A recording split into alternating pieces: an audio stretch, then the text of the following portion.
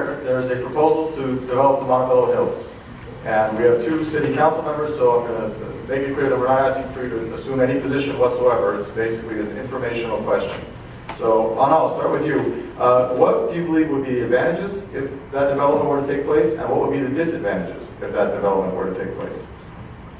The disadvantages is the health issue. The fumes from the wells. They're coming from the ground. I come from Texas, and there's a lot of oil wells there. And there's also a lot of leukemia, cancer, and all illnesses on children. The town I lived in doesn't exist anymore. The school, my high school, none of that exists. They had to close it because of health issues. And you probably heard of the company Sarco. And this year they knocked down the smokestack. And I used to live in front of them. And for health issues, I don't approve of it. I know it's necessary to raise taxes, but at what price? If the people of Montebello vote on it and they want all those health issues and their children to be exposed to all these illnesses and they vote on it and they go and buy their homes there, well, it's their decision. But I don't think that the council should be the one responsible making the choices for all the people. It's up to the people to state what they want and they don't want. And if I would be better satisfied if the people decided, not the council. Thank you. Thank you. So, basically, your opinion, the advantages and disadvantages. Yes, well, I thank the moderator for stating that as sitting council members, we have to be careful that we don't just state a specific position. We sit much like a jury. We have to hear all of the facts before we make a decision. If we prejudice our position, we can be asked to recuse ourselves because we are not being objective. So I cannot get into specifics, but let me just start. The Montebello Hills are probably one of the biggest assets this city has. It is one of the largest and most desirable undeveloped parcels in the West San Gabriel Valley. The future of those hills has a lot to do with the future of this community. We need to make the right choices of whatever type of development is going to take place up there in the final analysis. There are several different viewpoints. I think many of you are aware there are a group called Save the Hills that want to see it retained as open space, regional park, if you will. In my opinion, before anything can be done up there, the question that has to be answered, can you safely do anything that puts people in contact with a working oil field and be assured that all of the potential health hazards are being mitigated? We have very substantial experience in the city, and I personally led the delegation to Washington, D.C. to have the Monterey Park landfill declared a Superfund site because of the illegal dumping of toxic chemicals up there, the emissions of gas that were causing many problems for school children, particularly with eye irritation, respiratory problem residents in the area.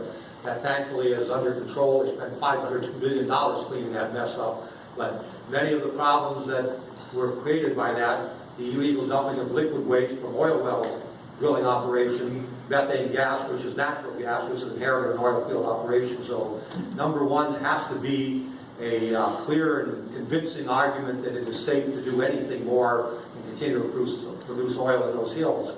That will be answered with the environmental impact report, which is being completed now, that will address all of the issues, including environment and traffic and other issues that are related to any type of development that takes place. That will involve public hearings before the Planning Commission. They make recommendations on that and then refer to the City Council, and the City Council has the final decision.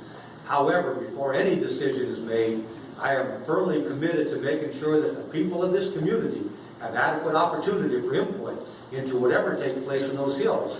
The bottom line comes down to the old adage, a lot of your perception on the area is where you wake up in the morning.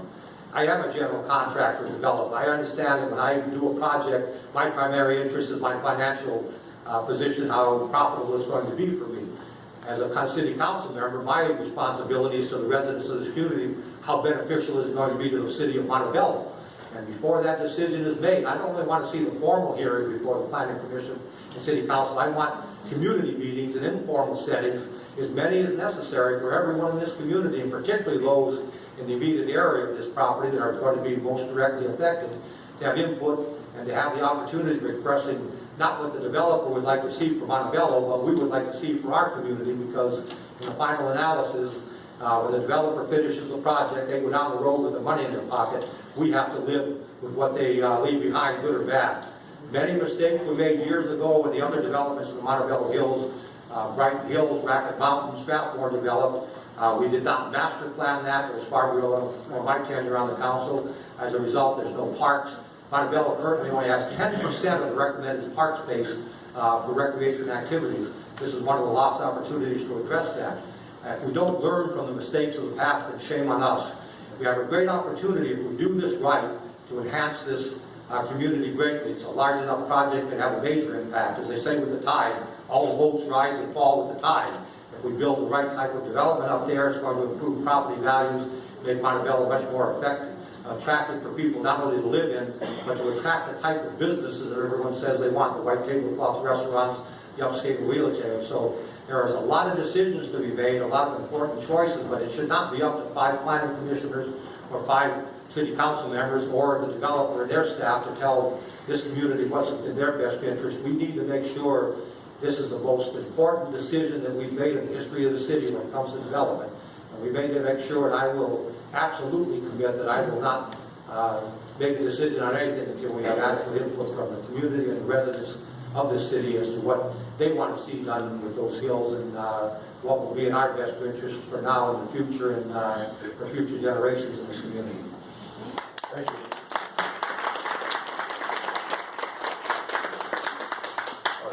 Well, certainly, as I stated 4 years ago when I was here at this very forum, when I was running for city council for the first time, the same question was asked of me, and the answer I gave back then is the exact same one I'm going to give now. But there's just so many unanswered questions and so many things that we need to still look up there. The number one thing that we need to look up there, if it is safe to build up there, that's the number one question. And number two is, we definitely need to have input from the entire community. I expressed that in my mailers when I first ran, and I'm telling you the exact same message now. Right now, currently, there's absolutely nothing on the table for the Montebello City Council. I know there's a lot of PIRs going around, and if I am blessed enough and get reelected to the City Council in Montebello, I understand this will be coming to the City Council sometime next year. And if it does, I'm definitely going to be pushing that we hear from everyone, because this is really by far, it's probably the most strongly debated issue in the city, and it is also the largest piece of undeveloped land in LA County. So we definitely need to be very careful, number one, as to what we're going to build up there, and if whether or not it is safe to do so to build it up there as well.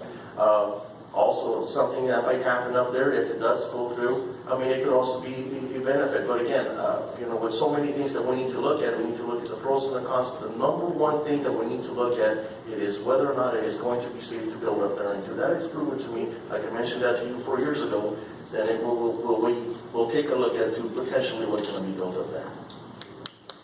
Thank you. Thank you. I don't know the exact, this is on? I don't know the exact time. If anybody could please tell me, how long has this project been proposed to our community? 6 years. Is there like an accurate, 10 years, 20 years? Okay. This particular one, 6 years. 5. 35, we'll hear 40, we'll hear 40, 50, 50. No. It seems to be about 5. May I? Yes. The developer submitted the specific plan in March of 2009.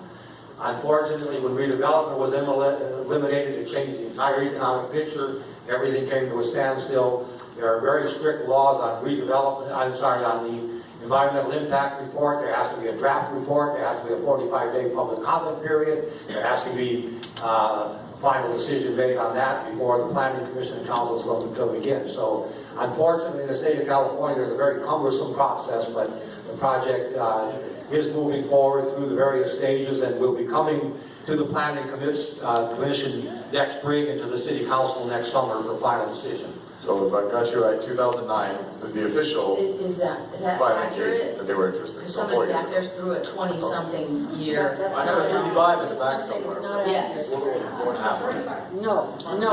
It was, the application was submitted, I believe, in the fall of 2007. The full documents were not available and put forward for the people to even look at until March of 2009.